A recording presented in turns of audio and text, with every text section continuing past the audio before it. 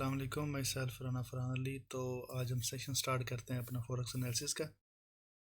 Forex analysis सबसे पहले मैं एक शॉर्ट सा आपको एक मैसेज देना चाहता हूँ कि हर बंदे का अपना क्राइटेरिया होता है, अपना एक डिफरेंट मेथड होता है एनालिसिस करने का और उसमें ट्रेड एक्सिक्यूट करने का, ट्रेडिंग करने का। तो जो मैं रूल्स फॉलो करता हूँ वो यहाँ मैंने एक स्ट्रेटजी अपनाई हुई है, वो सप्लाई एंड डिमांड जोन है, क्योंकि मुझे उसमें लो रिस्क और हाई रिवार्ड दिखता है। इसलिए ये जो मेरा एनालिसिस होगा डिफरेंट पेयर्स पे, ये on the basis of supply and demand होगा और टेक्निकल एनालिसिस को साथ देखते हुए। सबसे पहले हम डॉलर इंडेक्स को देखते हैं। डॉलर इंडेक्स बेसिकली DXY जिसे हम कहते हैं, ये हमारे पास डॉलर का मोमेंटम बताता है क्या है कि डॉलर वीक हो रहा है या डॉलर स्ट्रॉन्ग हो रहा है। तो अगर हम ये डेली का चार्ट मैंने ओपन किया हुआ है, डेली के चार्ट में अगर हम देखें तो ये एक मार्केट हमारे पास रिवर्सल हो रही है डॉलर की, डॉलर इंडेक्स के DXY की। इसका बुलिश इम्पैक्ट था। अगर हम ट्रेंड लाइन को भी बनाएं तो ये हमारे पास ट्रेंड लाइन को इसने रिजेक्ट कर दिया, यानी कि ट्रेंड लाइन को ब्रेक करके दोबारा ही हमारे पास बेरिश ट्रेंड में आ चुकी है। और उसके बाद डिफरेंट मेथड्स होते हैं हमारे पास ट्रेंड रिवर्सल को चेक करने के लिए, जिसके बाद हम सबसे मेन चीज़ अगर देखें जाए तो हम देखते हैं इसके बाद कि ये अपने लोअर लोज और लोअर हाइज बना रहा है या हमारे पास हायर हाइज और हायर लोज बना रहा है। अगर सिंपली हम इस चीज़ को चेक करना चाहें तो हम यहाँ से ये मार्केट हम हायर हाइज बनाया, उसके बाद मार्केट अपने पिछले लो से हायर लो बनाया, फिर मार्केट ने हायर हाई बनाया और जो लो बनाया वो भी हायर लो बनाया। मार्केट यहाँ तक भी हायर हाई पर गई, फिर यहाँ पर हायर लो बनाया, लेकिन यहाँ से उसका इम्पैक्ट या उसकी डायरेक्शन वो चेंज होना शुरू होगी। हमारे पास एक लोअर लो और लोअर हाई और लोअर लो, यहाँ पर भी लोअर हाई और लोअर लो। तो ये चीज़ हमें बताती है कि मार्केट की जो डायरेक्शन है वो चेंज हो चुकी है। ठीक हो गया। तो बेसिकली डॉलर इंडेक्स को हमने इसी चीज़ के लिए देखना होता है कि आया है कि डॉलर स्ट्रॉन्ग हो रहा है या डॉलर वीक हो रहा है, क्योंकि हमारे पास दो करेंसीज होती हैं, एक हमारे पास बेस करेंसी और कोड करेंसी। जो फर्स्ट करेंसी होती है वो हमारे पास बेस करेंसी कहलाती है, और जो डॉलर का इम्पैक्ट, अगर डॉलर फर्स्ट बेस करेंसी पे है तो DXY का इम्पैक्ट डायरेक्ट होगा। जैसे कि हम USD कैड को देखें, अगर हमारे पास से डॉलर इंडेक्स वीक हो रहा है तो हम कहेंगे जो हमारे पास जो USD कैड है वो भी पेयर एज अ होल वो वीक हो रहा होगा। क्यों? डॉलर हमारे पास बेस करेंसी है। अगर डॉलर हमारे पास सेकंड करेंसी हो, जैसे कि यूरो USD है, उसे हम कहेंगे कोड करेंसी, सेकंड करेंसी को। तो सेकंड करेंसी पे इसका इन्वर्स इफेक्ट होगा। जैसे कि हम कहें कि भाई डॉलर इंडेक्स हमारे पास वीक हो रहा है तो यूरो USD इसमें हमारे पास सेकंड करेंसी है, तो ये हमारे पास यूरो USD जो होगा वो as a whole pair bullish में होगा। चलो, ये तो हमने देखना था डॉलर इंडेक्स के इम्पैक्ट को। जो एनालिसिस करेंगे वो हम पेयर्स में करेंगे, लेकिन पेयर्स पे भी जाने से पहले हम फॉरेक्स फैक्ट्री को देखते हैं क्या है कि इस वीक में कोई न्यूज़ का इम्पैक्ट है या नहीं है। न्यूज़ के इम्पैक्ट को हम फंडामेंटल इम्पैक्ट कहते हैं। ये भी बहुत ज़रूरी होता है। जो ट्रेडर्स हैं इस चीज़ को अपने पॉइंट में, अपने माइंड में रखते हैं कि आज किस पेयर्स पे न्यूज़ है या नहीं है, इस वीक में क्या न्यूज़ चल रही है। जैसे कि अगर मेन न्यूज़ को देखा जाए तो हमारे पास FOMC की न्यूज़ है, PMI की न्यूज़ है, CPI की न्यूज़ होती है, ठीक है ना, इंटरेस्ट रेट। तो ये हमारे पास तीन चार जो न्यूज़ हैं वो मेन न्यूज़ होती हैं। तो इसमें हमारे पास CPI और हमारे पास इंटरेस्ट रेट की जो न्यूज़ होती है उसमें मार्केट मोस्टली केसेस में, यानी कि हम कह सकते हैं कि हमेशा ही वो हमें एक डायरेक्शन में मूवमेंट देती है। और FOMC की न्यूज़ होती है उसमें हमारे पास पहले मार्केट यानी कि डंप होती है, फिर बाद में पंप होती है, या पहले पंप होने के बाद फिर डंप होती है। इस तरह का फैक्ट दोनों डायरेक्शन में मिल सकता है हमें।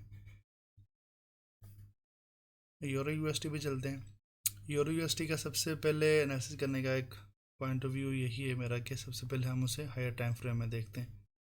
हायर टाइम फ्रेम में देखें तो डेली बेसिस पे मैंने चार्ट ओपन किया हुआ। डेली बेसिस पे हम मार्केट जब हमारे पास बुलिश ट्रेंड में है तो हमने देखना आया कि सप्लाई जोन ऊपर से कौन सा बन रहा है जहाँ से मार्केट को रिजेक्शन मिल सकती है। सप्लाई जोन वो होता है कि मार्केट को ऊपर से रिजेक्शन मिले और मार्केट नीचे सेल की तरफ आए। और अगर डिमांड जोन को देखा जाए तो हम वो जोन होता है मार्केट का कि जहाँ से मार्केट नीचे से यानी कि रिस्पेक्ट लेकर फिर दोबारा बुलिश ट्रेंड में चली जाती है। जैसे कि अगर मैंने बनाया हुआ है जोन, आप देख रहे हैं यूएसडी में मार्केट यहाँ से अगर रिजेक्शन लेकर दोबारा नीचे आना शुरू हुई थी तो हम इसे कंसीडर करेंगे सप्लाई जोन। क्यों? मार्केट यहाँ से सेल की तरफ आई है। अगर हम दूसरी साइड से देखें कि हमारा डिमांड जोन कौन सा बन सकता है, वो भी मैं आपको एग्जांपल के तौर पे यहाँ पर ये देखें। अगर मार्केट, हम सपोज करें कि मार्केट का ये जोन है जहाँ से मार्केट रिस्पेक्ट देने के बाद मार्केट बुलिश ट्रेंड में चली गई है, तो हम कहेंगे कि ये वाला जोन है, ये हमारे पास डिमांड जोन है। ये बेसिक चीज़ें ये आपको फर्स्ट 2-3 लेक्चर्स में यानी कि ज़्यादा सुनने को मिलेंगी। उसके बाद हम ऑन द बेसिस जस्ट अपना एनालिसिस किया करेंगे। तो हमारे पास ये सप्लाई एंड डिमांड जोन, आपको इस चीज़ की समझ लगी होगी। अभी मेन जो एरिया आपने कंसिडर करना है वो हमने ये देखना है कि हमारे पास ये मार्केट अभी सप्लाई जोन में आ गई हुई है। अब इसके बाद हम 4 आवर टाइम फ्रेम में इंटर हो जाते हैं। 4 आवर टाइम फ्रेम में इंटर होने के बाद जोन वही है जो हमने डेली टाइम फ्रेम पे बनाया हुआ था। अगर आप यहाँ पर देखें, अभी मैं जूम इन कर देता हूँ। अभी वही जोन को हमने हाईलाइट किया हुआ है। जोन मार्केट यहाँ पर आई, मार्केट ने फर्स्ट टाइम रिजेक्शन दी, सेकंड सेल की तरफ आई, लेकिन मोमेंटम इतना नहीं था। दोबारा हमारे पास वो मार्केट गई है जोन के अंदर। तो मार्केट जब सेकंड टाइम मार्केट रिजेक्शन लेती है तो वो हमारे पास एज अ स्ट्रॉन्ग इंडिकेशन होता है, जिसे हम डबल टॉप भी कह सकते हैं। अगर मार्केट ने सेल की तरफ आना है तो वहाँ पर बंदा, मैं तो रिकमेंड करूँगा 2 हार की रिजेक्शन के बाद आप सेल की ट्रेड ले सकते हैं। अगर सप्लाई जोन में आपको मिली है एक रिजेक्शन अच्छी, तो यहाँ से सेल की ट्रेड लेते हैं तो आप एटलीस्ट जो इसका प्रीवियस लो है वहाँ तक टारगेट रखते तो हमें एक अच्छा टारगेट अचीव मिल सकता है। यहाँ वही टारगेट रखते तो हमारे पास फर्स्ट टारगेट अचीव था। क्योंकि ये पॉसिबिलिटी होती है मार्केट जब भी अपने अगर सप्लाई जोन से रिजेक्ट हो सेकंड टाइम, तो अपना प्रीवियस लो ब्रेक करती है। अगर ब्रेक ना करे तो एटलीस्ट वहाँ से दोबारा रिजेक्शन लेती है, तो इसलिए वहाँ पर चलेगी।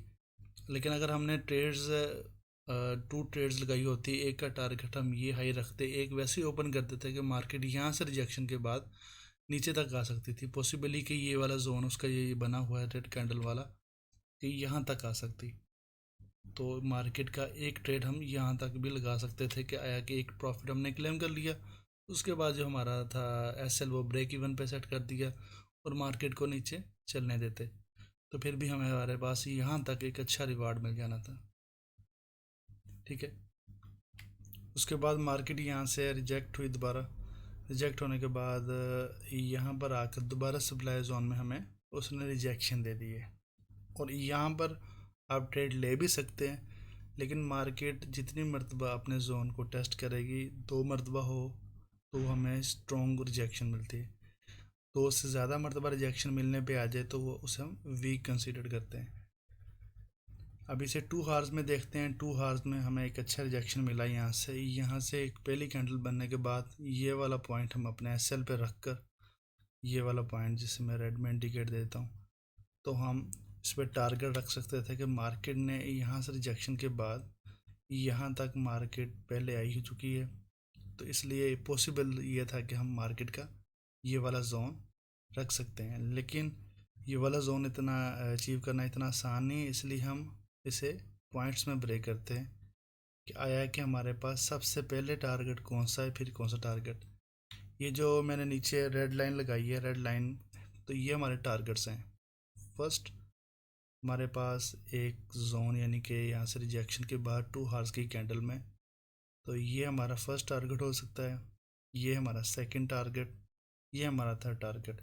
ये on the basis of risk management हम खुद ने खुद डिसाइड करना है कि आया कि कितनी लॉट के साथ और कौन सा टारगेट रखना चाहते हैं। अगर आप स्केल्पर हैं तो शॉर्ट टर्म टारगेट ज़्यादा रख सकते हैं। अगर आपने बहुत छोटी लॉट लगाई हुई है तो फिर आपके पास सेंटीमेंट्स इतने अटैच नहीं होंगे, तो आप इसे लॉन्ग ले जा सकते हैं।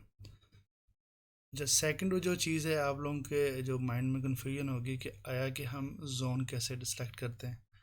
लेकिन जोन सेलेक्ट करने के लिए ये हमारे पास एक वो काफ़ी वाइड कंसेप्ट है इसका, तो ये डिफरेंट बुक्स भी मिल जाएंगी। तो ये आप कर सकते हैं। और वैसे भी ये मेरा व्हाट्सअप नंबर मिला यहाँ पर दिया हुआ है मैंने, वो कांटेक्ट भी कर सकते हैं, ठीक है ना। तो ये यानी कि एक अलग कंसेप्ट है, इसके बारे में क्वेश्चंस अक्सर लोगों के आते हैं कि भाई ये सप्लाई एंड डिमांड आप जोन कैसे बनाते हैं, तो क्या क्राइटेरिया होता है। सेकेंडली अगर अगर हम देखा जाए डेली टाइम फ्रेम पे अगर आ जाए, सबसे पहले जोन हमने बना लिया डेली टाइम फ्रेम में आए कि ये हमारा डिमांड जोन है। अगर डेली टाइम फ्रेम में देखा जाए तो यहाँ पर मार्केट हमें डबल टॉप बनाती हुई नज़र आ रही है। यहाँ अगर आप देख सकते हैं, ये रेड लाइंस को इग्नोर करें अगर आप, तो यहाँ अगर डबल टॉप बनाती है, डबल टॉप बनाने का हमारे पहले ही इस चीज़ का पता है, क्योंकि ये बेसिक चीज़ है कि डबल टॉप जहाँ बनता है तो उसके बाद मार्केट काफ़ी मोमेंटम के साथ नीचे बेरिश में आती है शॉर्ट पोजीशन पे। अगर मार्केट शॉर्ट पोजीशन में आती है तो हमारे पास जो टारगेट है वो कौन सा सेट होना चाहिए। टारगेट के लिए हम डेली ही टाइम फ्रेम में हम इसे टारगेट को सेट करेंगे, आया कि मार्केट एटलीस्ट कहाँ तक आ सकती है। तो हम ये डिसाइड करें कि मार्केट हमारे पास अगर यहाँ से रिजेक्ट होती है तो मोस्ट पॉसिबल चांस है यहाँ तक मार्केट का टारगेट हमें मिल सकता है, ठीक है ना। और मार्केट कभी भी हमें एक डायरेक्शन में नीचे नहीं आती, ये इस तरह के हमारे पास लोअर लोज और लोअर हाइज बनाकर आती है। तो इसलिए ये मार्केट का सिनेरियो होता है, कभी भी सिंगल डायरेक्शन में नहीं आती। हाँ, अगर कोई फंडामेंटली इम्पैक्ट ना हो न्यूज़ का। तो सेकेंडली अगर हम इसे ट्रेंड लाइन के साथ, अगर ये डेली टाइम फ्रेम पे हमारे पास बना हुआ है, अगर हम इसके अगर ट्रेंड लाइन भी बनाएं, यहाँ पर ये मैंने एक लो की लाइन ड्रा की और यहाँ से हम ट्रेंड लाइन भी बनाएं, तो ये मोस्ट पॉसिबल सिनेरियो हो सकता है कि भाई यहाँ पर आए, इस जोन को भी हमें रिस्पेक्ट दे और यहाँ से दोबारा मार्केट अप ट्रेंड में चले जाए, बुलिश चले जाए। और जब यहाँ से बुलिश जाएगी तो मोस्ट चांसेस होंगे कि हमारे पास ये वाला जोन ये हमें ब्रेक होने को मिलेगा। लेकिन ये पॉसिबिलिटीज़ होती हैं, रिस्क होता है इसमें, लेकिन हमें अकॉर्डिंग टू सिचुएशन ही चलना होता है। तो इसलिए अगर हम शॉर्ट टाइम फ्रेम में देखें तो हमारे पास ये टारगेट्स हैं हमारे पास। सेकंड हम चलते हैं यूएसडी कैड पे। तो यूएसडी कैड में चलते हैं। यूएसडी कैड का सिनेरियो हम डेली टाइम फ्रेम में देखें तो हमारे पास बेरिश में, क्यों, हमने डॉलर इंडेक्स को देखा था वो बेरिश में जा रहा है, तो इसलिए इसमें भी डॉलर फर्स्ट करेंसी है, बेस करेंसी है, तो ये भी हमें बेरिश में मिल रहा है। तो ये बेरिश में मिल रहा है तो हमें सिंपली अगर हम इसका जोन बनाए तो हमारे पास इसका जोन जो फर्स्ट हमें मिल रहा है रिजेक्शन का, सारी बात है ये हमने इसको बुलिश में देखना है, इसको हमने लॉन्ग में देखना, तो इसका हम ढूंढेंगे डिमांड जोन। डिमांड जोन को मैं यहाँ पर ग्रीन से रिप्रेजेंट कर देता हूँ ताकि आप लोगों को पता हो, जो रेड में होगा वो हमारा सप्लाई जोन होगा, ग्रीन में हमारा डिमांड जोन होगा। तो ये डेली टाइम फ्रेम हमने जोन बना लिया, उसके बाद हम 4 आवर में चले जाते हैं।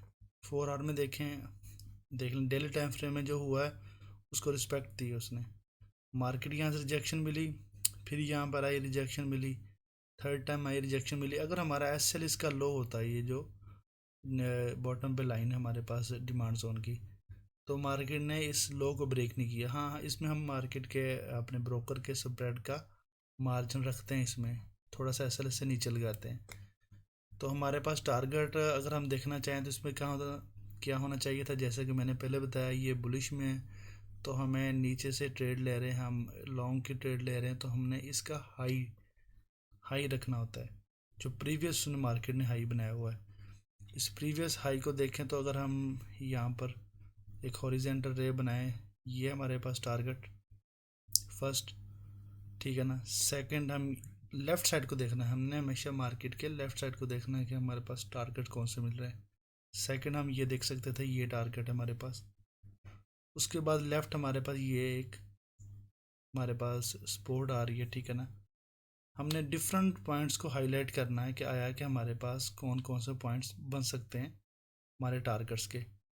अगर हम देखें, अगर हम इसे हम कहते हैं unsystematic way of risk management, यानी कि एक होता है कि एक ही हम लॉट लगा लें, बड़ी लॉट लगाएं। जैसे एज एग्जांपल मैं बताना चाहूँ कि हमने यहाँ पर 3 टारगेट रखे हैं, हमें ट्रेड लगाने से पहले ये पॉइंट हमारे अंडर कंसिड्रेशन होते हैं कि लेफ़्ट साइड पे मार्केट के कितने पॉइंट आ रहे हैं। अगर हम यहाँ पर रखते कि जैसे कि हम, मैं एग्जांपल के तौर पे कहूँ कि मैं मार्केट को यहाँ तक मूवमेंट करता हुआ देख रहा था, मेरे बन के 4 पॉइंट जो मैंने यहाँ पर लगाए हुए हैं। 4 पॉइंट अगर तो अनसिस्टमेटिक अप्रोच हम ना बनाएं तो हमारे पास इस चारों पॉइंट की ट्रेड की लेने का एक तरीका यह भी हो सकता है, तो 0.04 की हम एक लॉट लगा दें, तो फिर हम उसे, वैसे तो आजकल ब्रोकर्स में ये होता है पॉसिबिलिटी हम उसे पार्शियल क्लोज कर सकते हैं, लेकिन वो हम शुरू से टीपी नहीं लगा कर रख सकते, उसे मार्केट के ऊपर बैठना हमें ज़रूरी होता है। तो इसलिए तो हमें वैसे भी ट्रेड कर सकते हैं, लेकिन ये अनसिस्टमेटिक वे नहीं है। तो हमारे पास जो एक रिस्क मैनेजमेंट का तरीका है वो ये भी होता है कि 0.01 की लॉट हम लगाएं, कितनी, 4 टाइम्स होगी तो वही, लेकिन उसके हमारे टीपी लगे होंगे, एसएल लगे होंगे, तो वो हमें आसान होगा कि ऑटोमेटिकली मार्केट वहाँ तक जाएगी तो वो हमारा ऑर्डर क्लोज हो जाएगा, हमें प्रॉफिट बुक हो जाएगा हमारा। तो एक ये तरीका होता है। जो मेरी ट्रेडिंग करने का तरीका है वो ये भी है कि जब हमारा फर्स्ट टीपी हिट हो जाए तो उसके बाद हमारा जो एसएल है वो ब्रेक इवन पे कर दिया जाए। जैसे कि सपोज करें हमने यहाँ पर ले लें सेकंड रिजेक्शन पे, अगर हमने इसे ट्रेड एग्जीक्यूट की थी, फर्स्ट टीपी ये हिट हुआ हमारे पास, फर्स्ट टीपी हिट होने के बाद यहाँ पर ब्रेक इवन सेट हो जाए, तो हमारे पास अगर बाकी 3 ट्रेड्स हमें नहीं मालूम कि आया कि वो हमारी डायरेक्शन में जाएगी या नहीं जाएगी, जैसे कि ये फोर्थ वन हमारी डायरेक्शन से पहले नीचे आ गई, तो ये हमें नहीं मालूम जाएगी या नहीं जाएगी, इसलिए बेहतर है कि हमें यह भी नहीं मालूम था कि सेकंड ट्रेड भी हमारी टीपी हिट होगा या नहीं होगा, इसलिए हम ब्रेक इवन अगर लगा हो तो मार्केट रिवर्स भी हो जाए, अगर वो फेक आउट भी हो, एटलीस्ट हम अपनी एक टीपी वहाँ से अचीव कर चुके होते हैं। तो ये तो हो गया हमारे पास यूएसडी कैट का सिनेरियो। अब यूएसडी कैट को हम क्या देख रहे हैं, दोबारा ही जोन में आए, या तो रिजेक्शन लेगा या यहाँ से रिस्पेक्ट दे के फिर मूवमेंट ऊपर दे, ऊपर वाले की देगा, यानी कि बुल में देगा। लेकिन ये scenario on the basis of time he discuss होगा, लेकिन अभी हमारे पास यहाँ से एंट्री ली हुई है, जस्ट वेट करना है कि आया कि 3 हमारे पास टारगेट टीपी हिट हो चुके हैं, तो बेस्ट है। ठीक हो गया। अब नेक्स्ट चलते हैं हम, हमारे पास नेक्स्ट जो पेयर है जीपीपी जेपीवाई।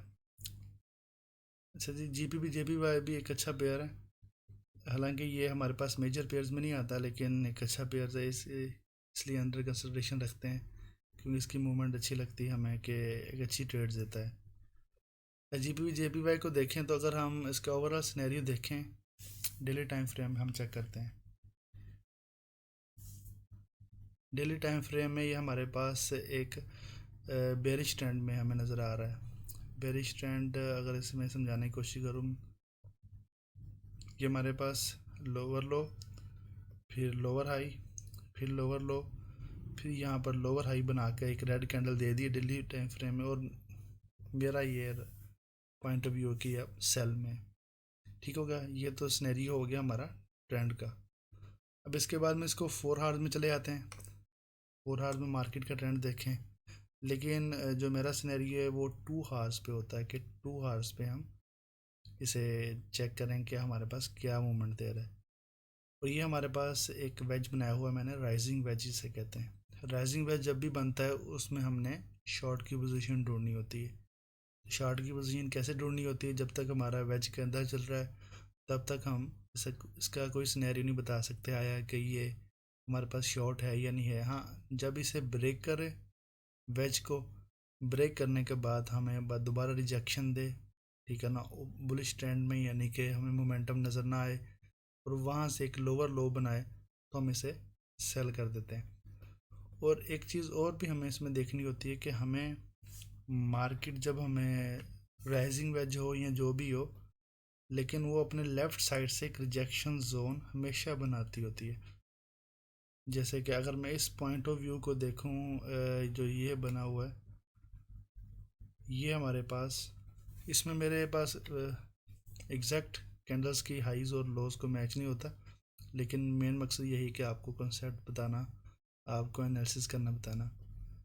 तो अगर हम ये चेक करें तो हमारे पास आया कि ये वेज में जा रही, लेकिन मार्केट अगर लेफ़्ट साइड में देखें तो हमारा ये एक सप्लाई जोन, इसलिए हम इसे रेड में कंसीडर करेंगे। तो ये हमारे सप्लाई जोन में से रिजेक्शन मिली है, अगर तो आप on the basis of supply zone demand zone पे ट्रेडिंग कर रहे हैं तो आपकी यहाँ से ट्रेड एग्जीक्यूट हो चुकी है। टारगेट्स टारगेट्स आपके डिफरेंट हो सकते हैं, जैसे मैंने पहले बताया कि आपकी अप्रोच क्या है।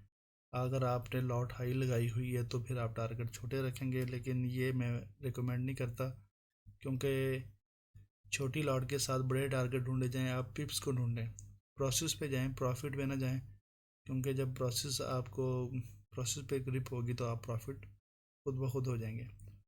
तो इसका टारगेट जो मैंने रखा हुआ है, ये मैंने ग्रीन लाइन 164.192 रखा हुआ है, और मेरी नज़र में यहाँ से ट्रेड यानी कि हमें सप्लाई जोन में से रिजेक्शन मिल गई है और मेरी ट्रेड यहाँ से स्टार्ट हो चुकी हैं, ठीक है ना। लेकिन मैं ट्रेड से यहाँ पर किसी को कहता नहीं हूँ कि आप लगाएं ना लगाएं, लेकिन मैं सिखा रहा हूँ आपको एनालिसिस, ठीक है ना। एनालिसिस ठीक भी हो सकते हैं, गलत भी हो सकते हैं, इम्प्रूवमेंट डे बाय डे इंसान की चलती है, लेकिन जो चीज़ सीखने को मिले, जिससे भी मिले, जिस प्लेटफॉर्म के थ्रू मिले, वो सीखनी चाहिए हमें। तो ये अभी वेज के अंदर ही है, लेकिन मोस्ट पॉसिबल केस यही है कि अब ये यहाँ तक मार्केट नहीं जाएगी, अगर जाएगी भी तो इस हाई को ब्रेक नहीं करेगी। ये हाई SL है, ये मैं लगा देता हूँ, ठीक है। इसमें हमें अपना स्प्रेड मार्केट का देखना होता है कि मार्केट के स्प्रेड को उससे ऊपर SL लगाना होता है, ठीक हो गया। ये एग्जैक्ट मैच नहीं होते पॉइंट्स फिगर, लेकिन ये समझाने के लिए होता है कि मेन आपने इसकी हाई देखनी होती है, इसकी हाई से ऊपर अपना स्प्रेड देख के SL लगाना होता है। तो और ये टारगेट हमारे पास इसका ये है ऑन द रफली बेसिस 164.192। टारगेट कैसे रखा, सबसे पहले सारी बात है टारगेट बड़ा है, इसलिए डेली टाइम फ्रेम पे मैंने इसको, ये वाला जो जोन है, एक सप्लाई हमारे पास डिमांड जोन बन रहा है, डेली टाइम फ्रेम में हमारे पास ये डिमांड जोन है, इसलिए इसको ग्रीन में रखेंगे, ठीक हो गया। तो इसका ये मैंने हाई लगाया है, तो ये हमारे पास, अगर मैं इसका जूम आउट करूं, ये हमारे पास सप्लाई जोन और डिमांड जोन। सप्लाई जोन से हमारे पास मार्केट रिजेक्ट हुई तो मोस्ट पॉसिबल चांसेस यही है डिमांड जोन तक आएगी।